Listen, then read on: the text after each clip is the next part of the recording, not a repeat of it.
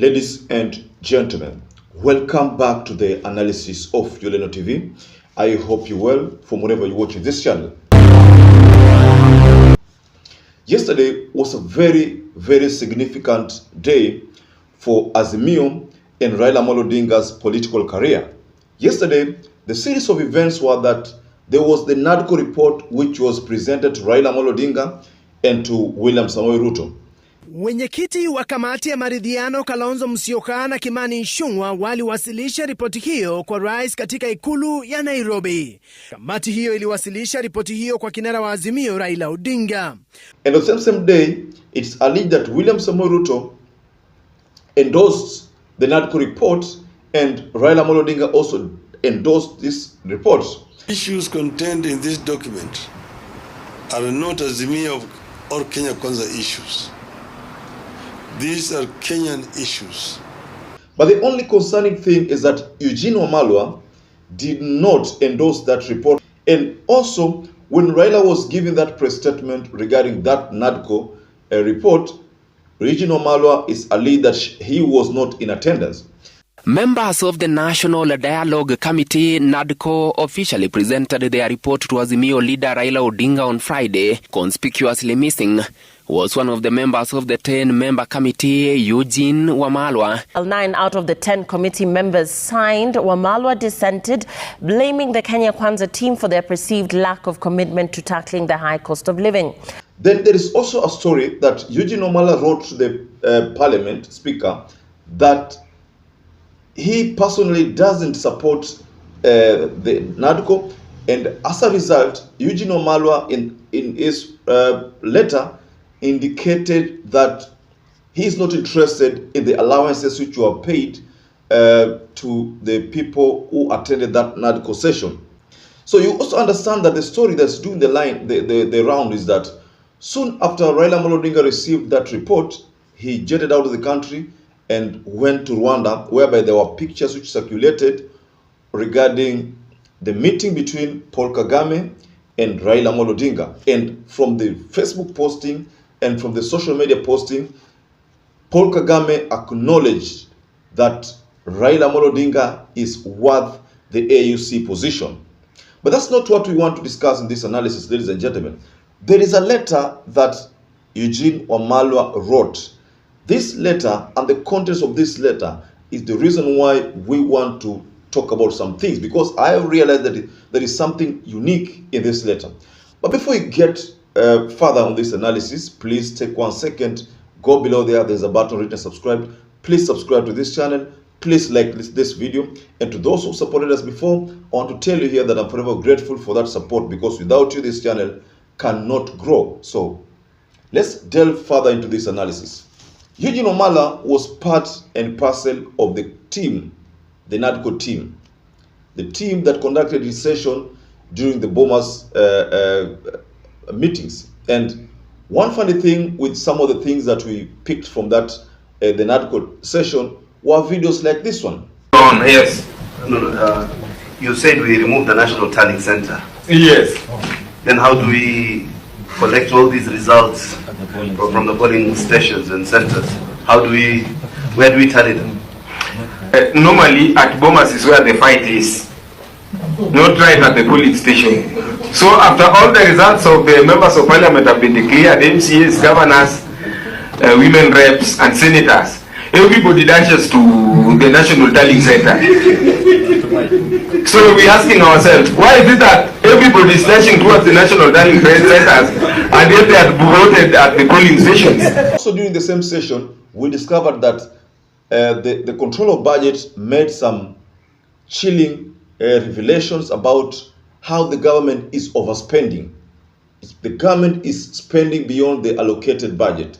Those are some of the things that the control of budget unleashed during that NADCO session. So personally, NADCO session made some positive impact in the political atmosphere or the political arena. And also you understand that during that NADCO session, for those who didn't follow, Chebukati, Gulie, Boyamolu never showed up for presentations, or they never even communicated via online media. But the rest of the Cherera 4, they made sure that they communicated to the team. And they even went to an extent of saying that if you want to know that we are telling the truth, audit that server. So those are some of the things which I managed to pick from that NADCO session. So let's get back to Eugene WAMALWA. We understand that Eugene WAMALWA, being the DAPK party leader, has a political career. After having served as a minister, during the Kibaki government, during the Uhuru government, after Kijana WAMALWA passed away, wakati Kijana WAMALWA, who is the brother to Eugene WAMALWA, alipoaga wakati akiwa vice president, and that's the time now Eugene WAMALWA came to the political limelight. And we understand towards the end of the Kibaki era, he's one of the spokespersons who were picked by Uhuru Muigai Kenyatta during the TNA launching. And for those who've been following the politics of Uhuru, from the time he wanted to vie for the presidency, for the second stab, mpaka sai, you will agree with me that Raila Amolo Odinga, that Uhuru Kenyatta and Eugene WAMALWA wametoka mbali. So that's why after Uhuru took over, Eugene served as a minister during those 2 terms. So in this analysis, ladies and gentlemen, I want us to look at Eugene WAMALWA, the political figure. Eugene, being the DAPK party leader, knows that he has to get the backing of Kenyans. One day he'd want to become the president, maybe, going by the ambition that he has. He has become a CS. Of course, he wants to become more than a CS now. He wants to probably inherit the votes of Western Kenya, because votes of Western Kenya right now, after Raila Amolo Odinga's exit, zitakuwa ziko available for grab, up for grab. And one particular person like Mudavadi, ni kama Mudavadi na Western people hakuna uaminifu. So because of that reason, Mudavadi anaweza kuza kupata hizi kura. Even Wetangula right now is facing a lot of stiff opposition from even his own backyard, because people are saying, ulitudanganya, you led us to the right, to the wrong formation while we were in the right formation. So these are some of the things which are coming out from this political dispensation. So Eugene WAMALWA wants to become something or someone better in the society in future, like being the deputy president, like being the president. So that is the reason why he realizes that if I don't focus more on what is bedeviling Kenyans right now, then I will not benefit from this confusion that is at the moment being witnessed. So Eugene WAMALWA decided to shoot down that NADCO report because the issue of high cost living was not addressed. So he was taking advantage of that fact. So that explains why, if you look at Eugene WAMALWA, he decided that, let me differ with Raila Amolo Odinga, but earn, the support of majority of Kenyans, especially in Bungoma, or rather in Western Kenya, because nobody now seems to be talking about the high cost of living. Especially, we don't expect Raila Amolo Odinga will talk about that publicly, because he still needs the endorsement of RUTO. But we know that people like Joe, Oparanya, Sifuna, these people, they will talk about these issues going forward. And when they do that, it will be them doing Raila's job. Or someone like Gabriel Oguda used to say, or always says, doing the Lord's work. So we expect that the things that Raila ought to have done, ought to have started doing, these are things that will be done by Joe Oparanya and probably someone like Kalonzo Musyoka. So, ladies and gentlemen, what do you understand by this sudden reaction by Eugene WAMALWA? Eugene WAMALWA telling Kenyans that he is voting a no to the NADCO report. Of course, there's a common saying that better half a loaf than none. I don't know whether Eugene WAMALWA knows that you'd rather even have half a loaf than have none at all.